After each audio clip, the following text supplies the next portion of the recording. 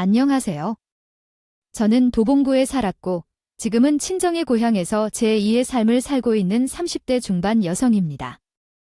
양파처럼 계속해서 새로운 사실이 나오는 사람들에 대해 말하며 시댁에도 그런 사람이 계셨습니다. 그 사람은 아주버님이었어요. 그러나 아주버님과 형님은 일반적인 상식을 가진 사람들이 아니었고 둘의 만남에 대해 이해하기 어려운 면이 있었습니다. 결혼식을 올리지 않고도 함께 살고 아이도 키우는 것은 현대에선 흔한 일이 아니지만 우리 형님과 아주버님은 그렇게 하였습니다. 결혼식을 하지 않은 점에 대해 시어머니의 걱정은 크고 결혼식을 하겠다는 조건으로 집 사는 돈을 요구하는 등의 일도 있었습니다. 그리고 사실 아이를 가지고 있었던 저는 어떻게 해야 할지 막연하게 생각했는데 동네 사람들로부터 어떤 시선을 받게 될지 걱정이 많았습니다. 결혼식을 올릴지 말지에 대한 고민도 있었고 결혼식은 그냥 형식에 불과하다는 생각을 하게 되었습니다. 아주버님이나 형님이 결정을 내리기 전까지는 결혼식을 하지 않기로 결정했고 그에 대해 시어머니의 속이 캑캑하다는 표정을 계속해서 보게 되었습니다. 결혼 후 얼마 되지 않아 집을 나간 아주버님이 돌아와서 다시 시댁에 살았던 일도 있었는데 그때는 또 다른 사건이 생겼습니다. 어떤 여자를 데리고 와서는 시댁에 또 한 차례 난리가 났었죠. 혼자 일어날 수 있는 건 아니었고 어떤 여자가 애를 낳을 때까지 시부모님이 행동을 넘겨달라고 했습니다. 그러나 그런 행동은 이해하기 어려웠고 결국 합가를 제안하셨지만 결혼식을 올리기 전에는 결혼식을 하지 않겠다는 조건을 내걸었습니다. 이렇게 사람들과 갈등을 겪으며 살다 보니 결국에는 결혼식을 할지 말지에 대한 결론을 내리게 되었고 혼자 신음 따위에는 관심이 없었습니다. 제가 드릴 수 있어요. 지금은 돈이 없어서 형무가 살기 때문에 저희 집에 살다니 돈이 있으면 나의 집을 살 텐데 저희 집은 반반 부담하고 대출을 떠서 산 집인데 만약 형님이 들어오면 돈을 부담해야 하는 거 아니에요? 난 놓고 있으면 제 집으로 들어와 살게 생겼어요.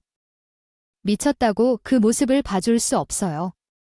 그래서 형님께 돈을 달라고 목소리를 굳게 내었어요. 그래서 그 후로는 우리 집을 탐지하지 않으셨어요. 솔직히 형님도 별로라고 생각했지만 아버님이 참 심했거든요. 책임감도 없고 제 남편은 이 상황에 대해 매번 걱정하곤 했습니다. 그럴 때마다 우리 남편은 뜬금없이 제 친모님 안부를 물으러 가곤 했죠. 여보, 장모님은 요즘 어떠하시지? 라고 말이에요. 답답하고 싫어하시는 분들이 계셔서 제가 부모님 집에 살 때 10층 아래로 내려갔더라고요.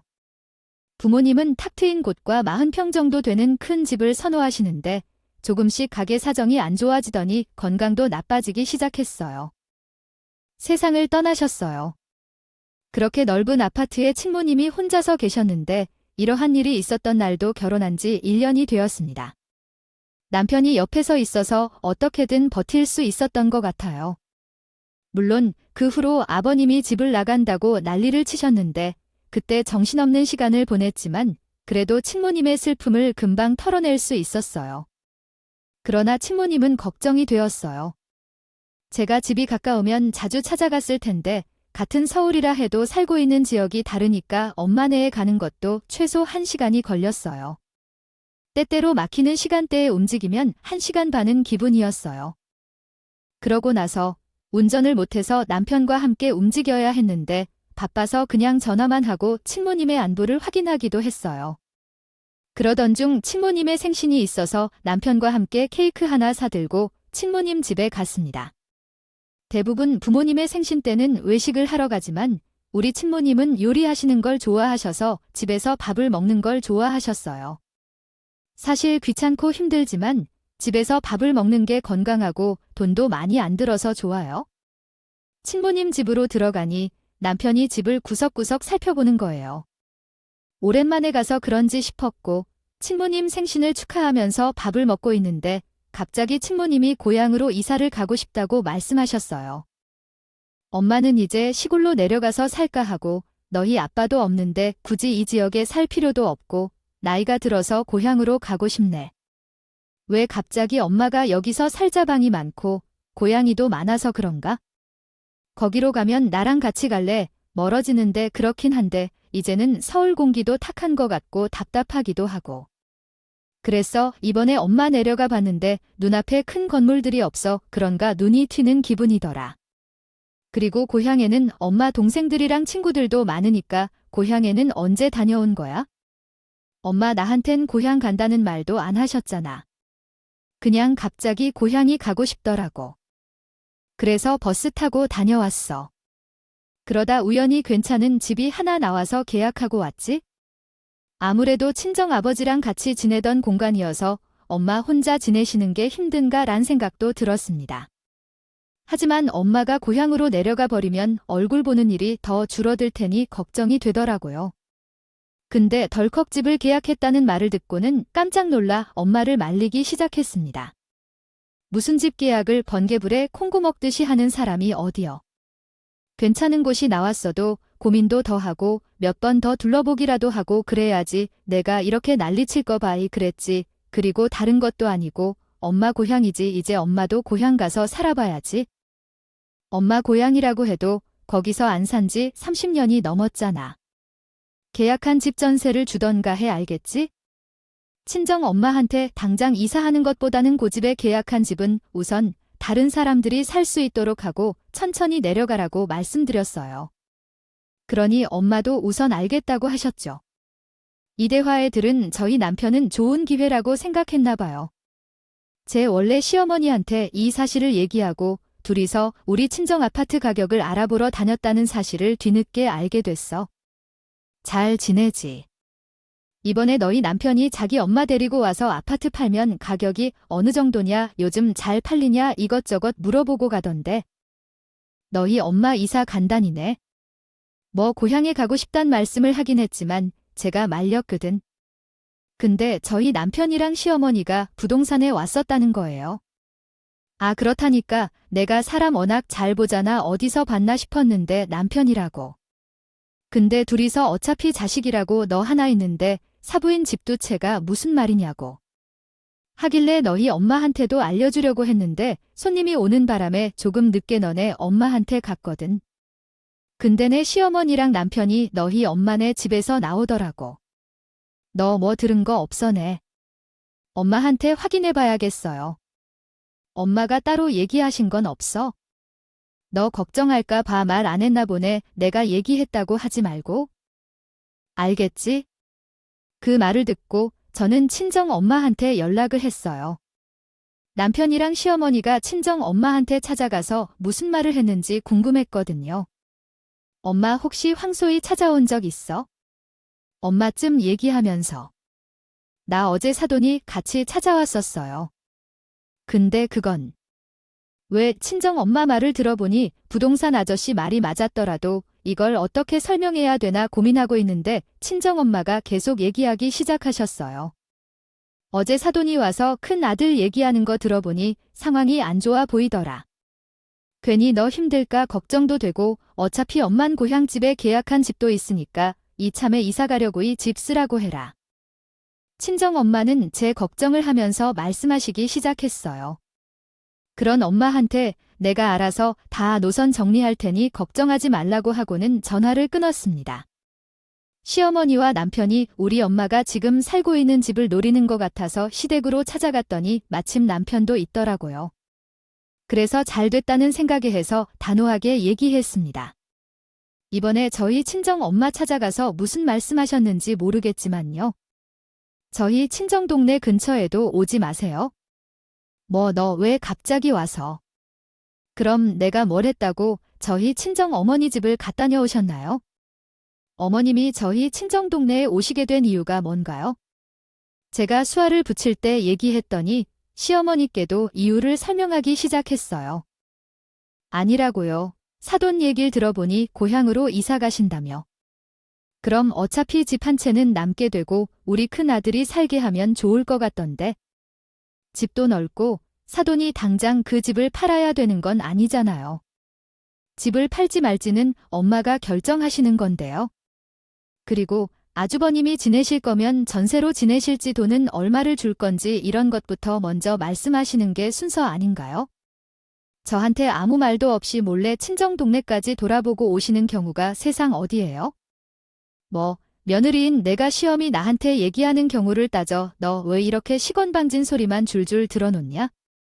내가 하라는 거면 하는 거고 그 집 우리 아들 쓰게 하겠다 하면 쓰게 하는 거지.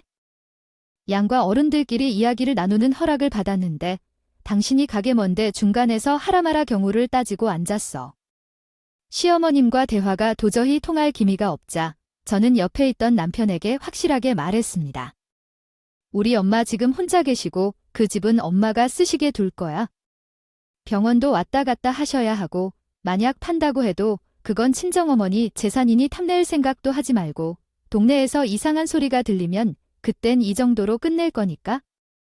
나랑 계속 살고 싶으면 앞으로 신경 쓰지 마. 그리고 앞으로 당신도 우리 어머니한테 오는 소리 하면서 지금 사는 집 아주버님 달라고 해봐. 진짜 울게 해줄 거니까. 아주버님 일부터 시작해서 형님의 시어머니랑 남편까지 모두 다 상식을 벗어난 일에 아무렇지 않게 하고 다다 보니 예의고 뭐고 이렇게 강하게 말하지 않으면 들어먹지 않을 것 같았어요. 그날 제가 친정 재산에 관심 있다고 말하며 시댁을 뒤집어 넣으니 시어머니와 남편 둘 다 알겠다고 하더군요. 이 소식을 형님이도 들었는지 저한테 전화하셔서 짜증을 내기 시작하셨어요. 동서는 어쩜 사람이 그래? 동서 조카는 걱정도 안 될 거임. 임신하고 결혼식도 못하고 애부터 낳게 생겼는데 꼭 그렇게까지 해야 돼? 지금 집 얘기하시는 것 같은데요. 뭐든지 형편에 맞춰서 살아야 되는 거예요? 어머님 얘기 들어보니까 어차피 누가 사는 집도 아니고 빈집이라며 그럼 우리가 들어가서 살아도 되는 거 아니야? 서울에 빈 아파트가 어딨어요? 빈집이라는 소린 누가 있는데요? 만주도 한 달에 몇십은 받을 텐데 그럼 형님은 매달 얼마 보내실 건데요? 공짜로 사실 생각은 아니죠? 어머, 동서 어쩜 이렇게 매정해. 그래도 나는 우리가 가족이라고 생각했는데 저번에도 그렇고 어떻게 그렇게 돈 얘기만 할 수 있어? 그럼 무슨 이야기를 해요? 우리 어머니 집인데 당연한 거 아니에요? 저희 어머니가 형님네까지 책임질 이유는 없잖아요. 물론 저도 마찬가지고요. 그러니 형님도 더 이상 저희 친정 어머니 집에 대해서 얘기 안 하셨으면 좋겠네요. 저는 형님한테 단호하게 얘기했습니다. 형님은 저보고 가족끼리 너무한 거 아니냐고 하면서 툴툴거렸지만 듣기 싫어서 전화를 끊어버렸어요. 그대로 시댁은 물론이고 형님도 잠잠하다그요. 그 뒤에 친정 어멜리한테는 아파트를 내놓으라고 얘기했어요. 친정 어멜리도 제 말을 들으시고 알겠다고 하셨고 헐값에 내놓을 이유는 없을 것 같아서 부동산 하는 이모한테 좋은 가격에 팔아달라고 말씀드렸어요. 근데 친정 어멜리가 계약한 고향집으로 이사하는 날짜가 다가오고 있었고 갑자기 집을 팔아야 했으니 혼란스러웠지만 눈을 한번 감고 다시 열었을 때 친정 엄마의 이사를 도와야겠다는 생각이 들었습니다. 고향으로 이사를 가시는 거니까 제가 따라가서 도와드리고 싶었죠. 그래서 남편에게 먼저 이야기했어요. 엄마가 고향으로 이사하는데 도와주고 이사하기 전까지는 이사 준비도 도와드리고 싶었다는 생각이었죠. 아무래도 엄마가 근방으로 이사하는 것도 아니라 고향으로 이사하시는 거라서 제가 도와드리고 싶었어요. 엄마는 혼자서 이사 정리를 할 수 있다고 하셨지만 그것은 말이 되지 않았어요. 그래서 몇 번이나 친정 엄마 집에 왔다 갔다 하며 함께 집 정리를 했습니다. 이사 전날에도 짐을 정리하고 친정 엄마에게 도와드리기 위해 노력했습니다. 그런데 이사 전날 이웃집 아주머니가 제게 이상한 얘기를 했어요. 이웃집에서 젊은 부부처럼 보이는 남자와 여자가 왔다 갔다 한다는 얘기였죠. 그래서 형님과 아주버님도 함께 집을 봐주러 오셔서 나와 친정엄마를 도와주기 시작했어요. 이런 상황에서 생각이 들었습니다. 혹시 이사하러 오는 사람들인가 싶어서 궁금증이 생겼죠. 집이 가게 됐다고 들은 것 같았지만 이사를 마친 뒤에 다시 와달라고 부탁했거든요. 부동산 이모도 만나서 집 상태를 물었어요. 이렇게 생각을 하면서 이사에 집중했던 저로서는 사람들의 호기심이 자극되었습니다. 저희 집이 팔려 이사를 떠나면 그 이후에 가보겠다 했죠. 모두 제대로 이해하였습니다. 한국어로의 번역을 제공해 드리겠습니다. 이사 계획이 있었고 그 후 제가 집에 없다는 이야기를 들었습니다. 그래서 가볍게 집을 봐주기 위해 간 뒤 다음 주에 이사를 하게 되었을 때에 찾아와 주길 부탁했습니다. 그러나 부동산 중개인 분이 이야기를 듣고는 의아해하셨습니다. 그들은 집을 보지도 않고 계약을 했다며 당신의 어머니가 이사를 가신다는 것을 알기에 집을 빼주겠다고 약속했다는데요. 그리고 짐이 없는 상태에서 집을 보는 것이 더 좋다고 했다고 해서 아직 집을 안 보여줬습니다. 그러자 이상한 느낌이 들어서 이웃 아주머니에게 얘기한 후 다시 부동산 중개인 분에게 이야기했습니다. 아주머니는 우리 이웃집에 있는 아주머니께서 우리 어머니의 집을 드나드는 사람이 있다고 했는데 이사한 사람이 왔다 갔다 했다고 합니다.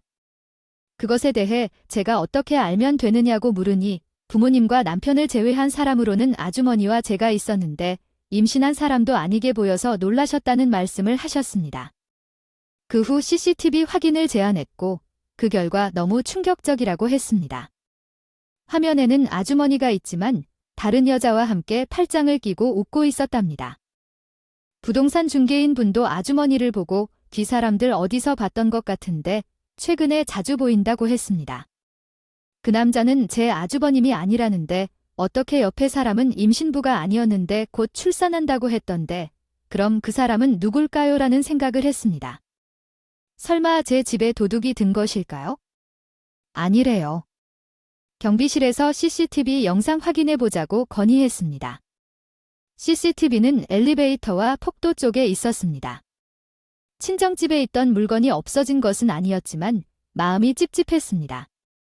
그래서 부동산 중개인 분과 함께 경비실로 가서 이 사실을 고백했고 집에 누군가 들락날락하는 것 같다고 말했습니다. 그래서 CCTV를 확인하고 싶다고 부탁했습니다.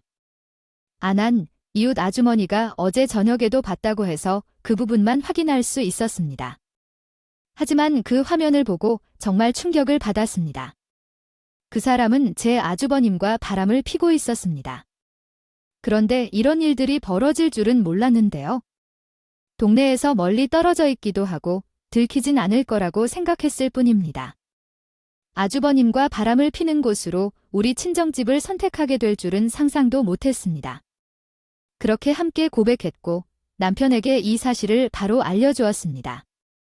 그래서 너뇨가 사실을 알게 되어 남편이 충격받지 않아서 다행이었죠. 너무 충격적인 사건이었습니다. 이런 식으로 요약할 수 있겠습니다. 계속해서 번역이 필요하다면 언제든지 말씀해 주세요. 가운데 두 번째 문에서 어색한 부분이 있어 수정이 필요합니다. 다시 제출하시면 도움 드리겠습니다. 거절할 이유도 없었는데 남편이 갑자기 저를 아주버님 집으로 옮겨주고자 했습니다. 이렇게 속아서 아주버님 집으로 옮겨야 하는 상황에 대해 의문이 들었는데 남편의 말은 더 이상 이해하기 어렵게 이어졌습니다. 그리고 나중에 남편이 아주버님과 같이 먹고 다니며 바람을 피는 사실을 알게 되었는데 남편은 아주버님을 말리기보다 다른 곳에서 만나도록 유도하고 있는 것 같았습니다. 이 상황을 들은 후 남편과 이혼하기로 결심했고 나중에는 남편과 아주버님이 떠난 소리를 듣고 제 짐을 싸서 친정집에 잠시 머물렀습니다. 더는 남편을 마주보며 살 수 없다고 생각했기 때문입니다. 시댁으로 가는 길에 남편이 전화를 해와서 본 의도와 다를 수 있으니 확인하고 싶다는데 저는 이미 시댁에 도착했으며 남편은 안심한 목소리로 조심하라고 말했습니다. 시댁에 도착하니 아주버님뿐만 아니라 형님과 시부모님이 모두 기다리고 있었습니다. 남편은 집을 비우라는 말을 시작했고 이번에 형이 우리 집에 살게 되어 집을 빈 상태로 만들어야 한다는데 남편은 아주버님이 바람을 피는 것을 알고 있음에도 불구하고 우리 집을 아주버님에게 넘겨야 한다며 당당히 말했습니다. 저는 예상한 대답이었기에 놀랄 일도 없었습니다. 남편은 집을 따로 구하는 대신 우리 친정 엄마의 집을 대안으로 제시했지만 제가 그 집이 이미 팔려 다른 사람이 이사해 올 것이라고 말하자 남편은 당황했고 어디서 살아야 하는지 혼란스러워졌습니다. 그때 나는 갑자기 혼자서 살겠다는 의사를 밝혔고 그 집의 상황을 보여주며 혼잣말을 하였습니다. 이후 남편은 현혹되어 혼란스럽게 말을 이었습니다. 저는 당신과 함께 살지 않을 것이라며 당신이 살 곳을 이미 가지고 있다며 말했고 사진을 보여주었습니다. 그 사진은 아주머니와 팔짱을 끼고 집에 들어가는 다른 여성의 모습이었습니다. 혼란스레 대화를 나누다가 형님은 아주버님 집에서 살면 된다는 말을 하며 제 사건의 마무리가 되었습니다. 당신이 한 상황을 설명하고 있는데 종종 텍스트가 잘못된 것 같습니다. 더 상세한 내용이 필요하시다면 다시 문의해 주세요. 이야기를 들었어요. 그도 그럴 것이 장성한 아들 둘 다 시부모님 댁으로 들어갔거든요. 남편도 저랑 이혼하면서 함께 살고 있던 집이 날아가서 남은 집은 시댁이랍니다. 그렇게 친정엄마가 신고향으로 내려왔는데 친정엄마가 통하며 깔깔깔 웃으시는 거였어요. 무슨 좋은 일이 있으신가 들어봤는데 저희 전 시행 얘기였던 거였습니다. 너 우리 부동산이 뭐 기억하지? 예전에 너랑 무슨 CCTV 같이 봤다며? 그럼 알겠어요. 그때 부동산 아줌마 도움을 얼마나 받았는데 근데 그 아줌마는 아무래도 걔가 부동산을 하니까 아는 사람이 많거든요. 너 예전에 살던 동네에도 친한 애가 하나 있었어요. 그 사람이 그러는데 어떤 남자가 맨발로 쫓겨난다는 이야기를 듣고 구경하려고 갔는데 맨발로 잘못했다고 비는 남자를 보는데 뭔가 낯이 있더라고 해요. 알고 보니 전시대 큰 아들이었던 거래요. 예전에 너랑 같이 CCTV 봐서 익숙한 거였던 거야? 아주버님이 밖에서 맨발로 빌고 있었다고. 왜 또 바람피냐? 걸렸대. 그렇다고 하더라고요. 이래서 집억에 못 준다는 말이 있는 거지? 거기 집 여자가 애들 때리고 집도 나가버렸대. 그니까 나 이혼할 때 같이 했으면 이골 안 보고 살았을 거 아니야? 애 나왔으니 자기 남편 달라질 거라고 철석같이 믿더라고.